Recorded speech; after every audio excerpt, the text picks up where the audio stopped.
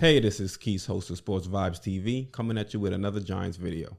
If you like what we're doing here, make sure you hit that subscribe button and the bell icon. That way you're notified whenever we drop a new one. With that being said, let's get into it. So in today's video, I'm going to be giving you my win-loss prediction for the Giants in the 2020-2021 season. The season is about to start. It starts next weekend.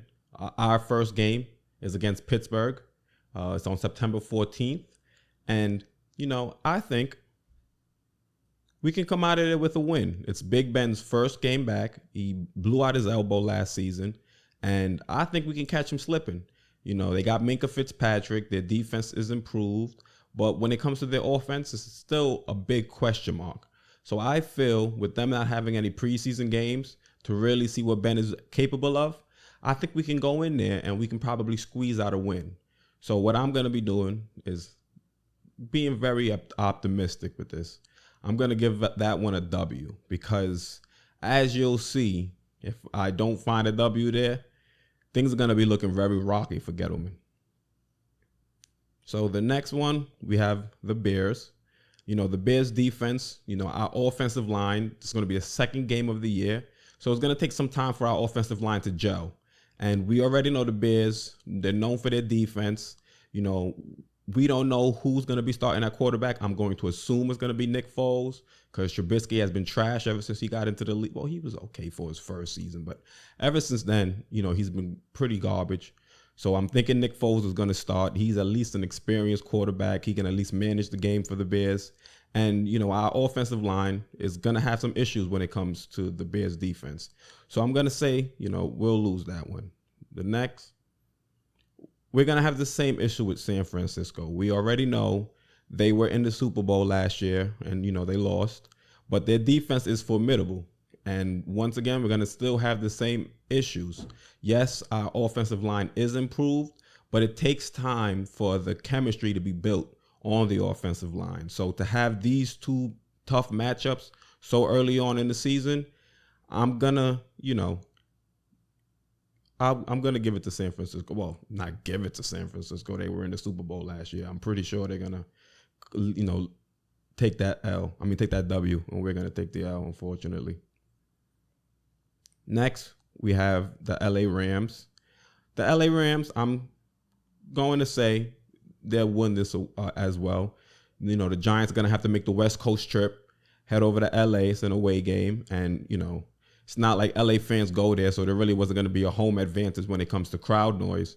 But, that traveling, that, jet lag is rough to deal with. I've traveled over there before, and I'm not even doing anything. I'm over there vacationing, and I'm having time, a rough time, getting adjusted to the time difference. So imagine these guys having to go over there and play, something they deal with every year. Yes, but, this is also a crazy year, so you're going to add that into the mix. I'm going to give it to the Rams. Next, we have the Cowboys.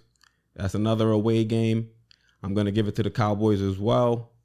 It's a rivalry game. Most of the rivalry games are toss-ups.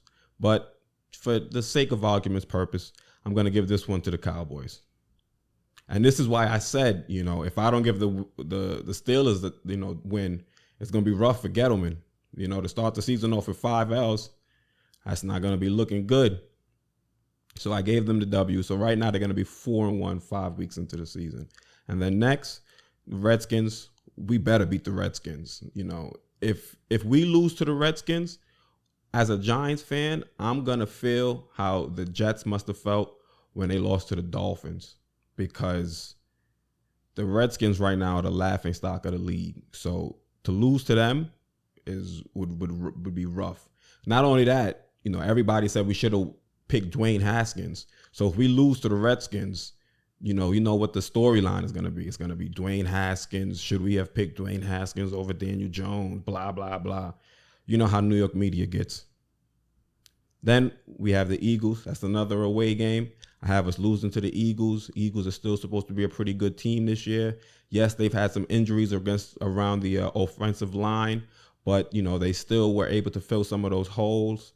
So it's an away game. Once again, another rivalry game, another toss-up game. I'm going to give it to the Eagles. For some reason, it seems like the Eagles just have our number.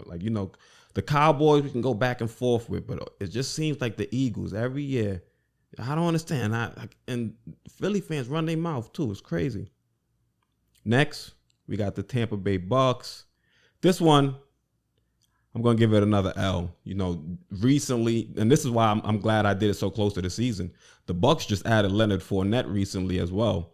So I don't know what they're doing. Hopefully, they're much closer to, say, what is it, the 04 Lakers, when they brought in all the old stars and they had Kobe and Shaq. Hopefully, it's something like that, and Tom Brady doesn't come to the NFC and start running wild.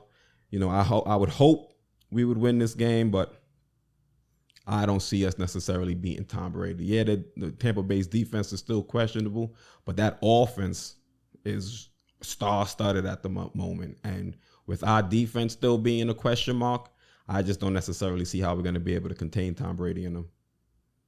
Then we have the Redskins. We better sweep the Redskins this year. I don't want to hear anything. I don't care how bad we may be.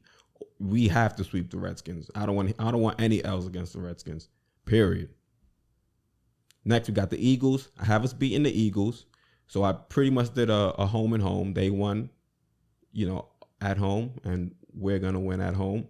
So at this moment, we're 4-6, 10 games into the season, which is not that bad, you know. We have a rookie head coach. We have all these, we have we have a lot of crazy things going on with this season. And to be 4-6, I would be happy with 4-6 personally. I would think you guys should be happy with 4-6. I don't think anybody expects the Giants to come into this season and be world beaters. So next we have the Bengals, another game I think we should win. We don't necessarily know what Joe Burrow is going to be in his rookie season, but we better beat the Bengals. That's it. We just better beat the Bengals. I don't want to hear that. Bengals is another thing like the Redskins. Those are some teams that we need to beat. In order for us to move forward as a program, we have to start beating the teams that are below us, whether they're on the same tier as us or not. These are certain teams that we have to beat. That's all I want to hear. If we lose to these teams, I'm going to be highly upset. I don't even care what fashion we lose. If we lose to these teams, I'm going to be upset. Next, Seahawks. Understandably, I have that as an L as well. Then we have the Cardinals. I was mad when we lost to the Cardinals last year. And I think this year we should be able to beat the Cardinals. Yes, they added DeAndre Hopkins. Yes, Kyler Murray's going to have an additional year in the NFL, and he's going to have an additional year to get acclimated to that offense. But still, I feel like the Giants, once again, are at the point where we should be beating teams that are in the same developmental stage as we are. And right now, the Cardinals are 2 years into their program. We're just starting our program, but I feel like we have a team that matches up well against Arizona. We did pretty decent against them when we played them last year, and that was with Daniel Jones being a rookie and with no offensive line necessarily being there to support him or Saquon Barkley. So with the improvements we made offensively and the fact that we have brought in some more veteran defensive backs, whether it be Bradbury or Logan Ryan, I feel like we should come into this game and be able to beat them. And we're home. Last year it was an away game. This year it's a home game. So that's another W I have chalked up for us. Then we have the Browns. This is a game we probably should lose based on when you listen talent to talent. But there's no way we should be losing to OBJ. I mean, I just can't imagine how he is going to react if he comes here and beats us in New York. I couldn't put up with it as a Giants fan. To think that OBJ is going to go on his social media and on his platform and just violate the Giants and be all giddy because he beat us, that's something I really am not looking forward to. So just to ease my personal anxiety, I'm going to chalk that up as a W. All right? And then boom, the next game, we have an L against the Baltimore Ravens. That's understandable as well. They're a championship contending team. They have championship aspirations. So I think most people would feel that the Ravens are going to end up beating the Giants. And then the last game on the schedule is the Cowboys at home. I chalk that up as a W. It all really depends if the Cowboys. Well, I would want the Cowboys to be in playoff contention and needing this game to win, and for us to come in and to spank their boots. I would love that. Everybody. I think everybody that's not a Cowboys fan hates Cowboy fans or despises Cowboy fans because they just like to run their mouth. So to be able to actually stop them from getting into the playoffs would be amazing. That would start my year off right based on how 2020 has been. To have a W against the Cowboys and keep them out the playoffs to start the year, amazing. So this is more of an optimistic outlook on the season. And it would give us an 8-8 record overall, which I think this year they're starting a new rule change where they're allowing an additional team into the playoffs. So at 8-8, we could be a playoff contending team, if everything goes our way. You know what I'm saying? And that would be more than anybody can ask for, honestly. For this team, 1 year into Joe Judge's program, to be 8-8 and contending, that would be amazing. Personally, I would say, we have to extend Gettleman. We have to do everything we can to help further promote this program to be seeing results like that in year one. So everything isn't perfect and everything won't fall our way. And with that being said, I also made changes to the actual win-loss based on things not necessarily being cheery or positive when it comes to this season. And boom, change that. So like I said, before we had an 8-8 record. So we could lose that Steelers game. Big Ben can show up and be the Big Ben of old, and he could light us up. So that could be a game we end up losing. And that might not be the only game that we could end up losing. We also have the Cardinals game. That could be a game with Kyler Murray. He could be well into the season and he can be running on all cylinders. He can show up at MetLife and boom, win the game on his own. He has the weapons. He has, like I said before, he has Hopkins, he has Fitzgerald, and, he is comfortable in that offense. That's an offense he ran before in college or is similar in nature. So that could be a game in which the Giants lose. Like I said before, the Browns game is a game the Giants can lose as well. It's something that I'm praying doesn't happen, like I said before, but it very well could happen. So with those three losses right there, you're looking at potentially 5-11. And that's right at the low end or the low spectrum of where I think the Giants would be. I think on the low end, you're looking at a 5-11 season, which would be rough. I don't know if Gettleman is going to be able to survive his job if they end up going 5-11 again. It would all depend on how some of his draft picks look, how they're progressing, and how we end up losing those 11 games. If Joe Judge and the Giants are contending in those 11 games and we lose, then maybe Gettleman gets brought on for an additional year. That could be a possibility. But if we're getting smoked in those 11 games, it's quiet for Gettleman. He's probably out of here. So you guys, let me know what you think about these predictions. I done skipped from 5-11. I didn't even go to 8-8. If you do if we are at 8-8, that's at the high end of my prediction.